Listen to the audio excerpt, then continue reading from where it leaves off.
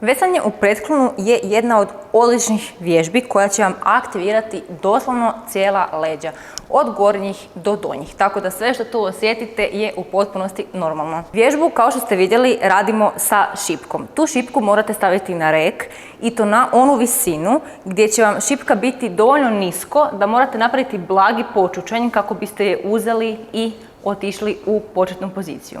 Što se same početne pozicije tiče, stopalima stanite otprilike u širinu kukova. Šipku ćete primiti ili točno u širini ramena ili mrvicu šire od toga. Spustit ćete se u pretklon tako da koljena mrvicu savijete. Pazite da ne budu u potpunosti ispružena, pazite da to ne znači niti da ste u prevelikom čučnju. Dakle, dovoljno je staviti koljena onoliko koliko je potrebno da potkoljenica bude okomita na pod. U početnoj poziciji ruke su opuštene, ruke su kao kuke koje samo drže težinu. Sam pokret izgleda tako da povlačite šipku sebi otprilike na sam rub grudnjaka. Iz te pozicije vraćamo se dolje tako da opet u potpunosti ispružimo ruke i pustimo šipci kao da nas ovako lagano želi istegnuti u lopaticama. Pa ponovno idemo gore. Dok idem gore, ono što radim je da stišćem mišiće oko lopatica i ovako prsa lagano izbacujem van prema samoj šipci. Dok vučem šipku na prsa, moram paziti da ramena svjesno guram što je dalje moguće od ušiju. To znači da se ne smije dogoditi ovo tu, nego da svjesno cijelo vrijeme ramena moram gurati od uha. Iz ovog kuta gledanja to će izgledati ovako. Dakle, ne radim ovo, nego dok vučem ruke, ramena svjesno spuštam dolje. Sad dolazimo do onog dijela gdje ćete me pitati a koja mi je završna pozicija laktova. Laktovi se u završnoj poziciji nalaze ovako. Ajmo reći da ako vas gledam iz ptičje perspektive, vi ćete izgledati kao neka strelica. Dakle, laktovi neće biti ovdje, neće biti uz tijelo, nego će biti ovako tu. Pritom pazite da kad počnete spuštati ramena, da to ne znači da spuštate i laktove. Dakle, ramena idu dolje, ali laktovi ostaju točno ovako u ovoj poziciji. Još jedna stvar na koju trebate pripaziti je pretklon. Idealan pretklon je ovo tu.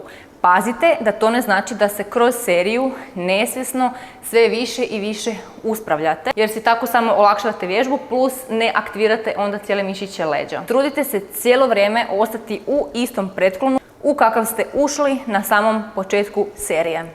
Najčešća greška koja se dogodi u ovoj vježbi je, osim ovog podizanja iz pretklona, je i savijanje ručnih zglobova dok se šipka podiže.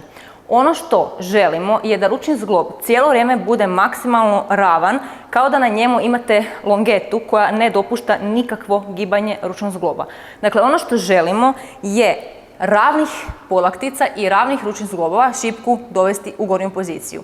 Onaj savjet kojeg dajem klijenticama koji imaju dosta često problema s tim nesvjesnim uvijanjem ručnog zgloba je da zapravo imaju namjeru ručni zglob izvijati dok dižu šipku gore. To izvijanje ih zapravo onda neće dovesti u poziciju da dođu gore sa izvijenim ručnim zglobom, nego će ta namjera zapravo ručni zglob iz ove pozicije dovesti u neutralu. Tako da savjet kojeg mogu dati svima je da svjesno izvijaju ručne zglobove, jer će onda zapravo na taj način završna pozicija biti upravo ona idealna. Dosta često to uvijanje ručnog zgloba nije produkt samo manjka fokusa, nego naprosto i manjka snage u mišićima podlaktice.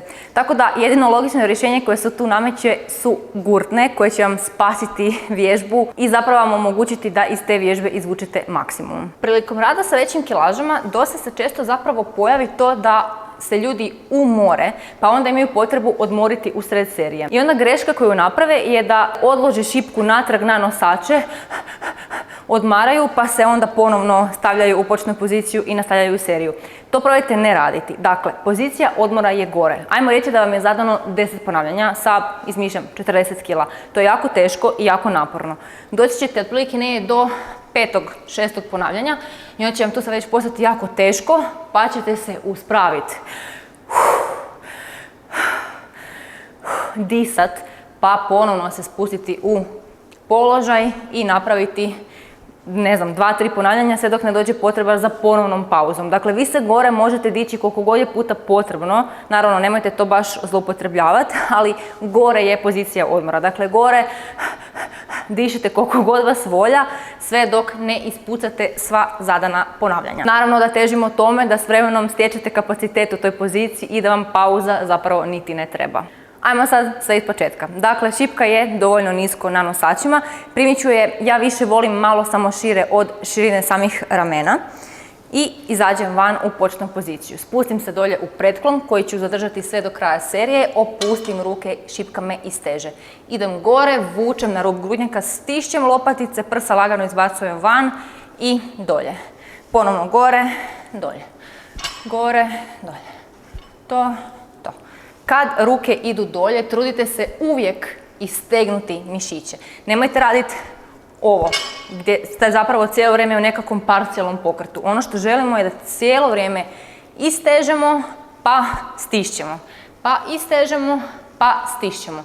To je benefit treniranja u punom opsegu pokreta, gdje vi zapravo istovremeno i istežete i jačate mišić. Kad sam gotova, na isti način ću šipku vratiti natrag.